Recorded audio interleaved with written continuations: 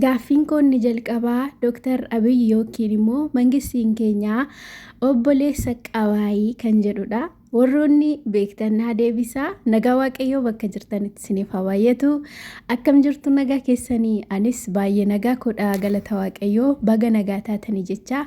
Warroonni mana kanaaf haaraa taatan like subscribe godhaa. Oromoo like godhaa bakka. Maali like godhame. Likein kun na boosisuu jirti. Gaaffiin dura isin gaafachuu barbaadu Dooktar Abiyyi yoo immoo mangistiin keenya obboleessa qabaayii kan jedhamudha. Barbaadeenidha. Warri beektan naa deebisaa ani barbaadeenidha. Egaa har'a gurreen maal qabattee dhufte yoo jettanii silaa yuutuubii irra akkas zorzorrotu hin je'uuti Dooktar Abiyyi Tsiggeeradaa wajjin dubba janiitu isaan taa'anii arge. Innis kunoo kana dhagaa. Hordoftoota kiyyaa amma dhuguma rabbii namni kun isaanin fakkaatu Dooktar Abiyyi fakkaatu dhugaa rabbii natti fakkaate jechuudha. Asumarraan Dooktar Abiyyi immoo mangistii keenya dhugaa rabbiin baay'een jaalladhaani maaliif baay'een kabajaa baay'een jaalladhaani. Erga Dooktar Abiyyi bulchaa biyya keenyaa ta'e Itoophiyaan hamma tokko badhaasa garaagaraan fudhachaa turte akka amma xiqqoo badee miti jechuudha. Dura akka itti seeneeni seenaa gurguddaa hojjeteera Dooktar Abiyyi.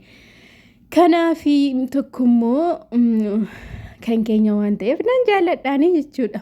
Innaa sinii gala jedhee yaada. Tsiggeeradaan poostii kana gootee turte dhugaa rabbii fuulli isaanii keessa Dooktar Abiyyi natti fakkaannaan qabadheen dhufe namni fakkeettiin dhabuu jedhama. Dhugaa rabbii dhugumadha namni fakkeettiin dhabuu. Garuummoo viidiyoo akka inni hojjedhu kan na taasisee waa tokkotu jira. Innis maa'inni Tsiggiyyee egaa warri soddaa kuni diraamaa hojjetu ta'ee isma ogumaa heerumanii hiiku ta'ee naan galle.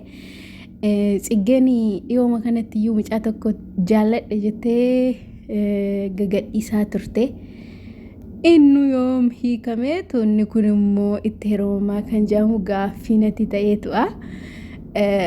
Annaa jechuudha. Dhugaa rabbii dhaloonni bara kanaa birrii qofaa ilaala maqaa isaan laalu jechuudha. Tsiggeeradaa aniyyuu akka miidiyaa irratti si baree nama meeqattee heerumte jechuudha. Akkasumatti yuutuubii irratti nama meeqattee heerumte. Ala kee boriif maal keessaa alli kee amma heerumte nama biraatti heerumte gaafa ijoollee go'attu miidiyaa waan qabe gadi hin gadhiisu viidiyoon kee hundumtuu jira. Amma ijoolleen kee abbaan keenya isa kamidha jedhu.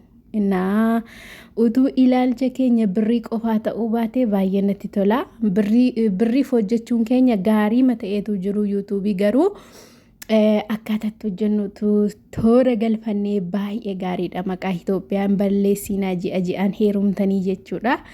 Maqaa shamarraniis hin balleessinaa. Anta akkaan heerumneetu jira waan ta'eef maqaa keenya nun balleessinaa shamarroonni tokko tokko dhugaa rabbi kana.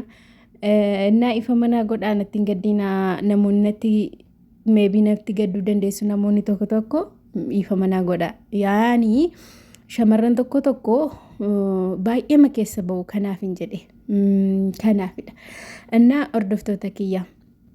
Egaa warra soddaa kuni kana intalli warra soddaa kana poostii gootee jirti galgalama viidiyoo gadhiistii viidiyoo ilaaleen immoo bor immoo shok isiniin ja'a jechuudha.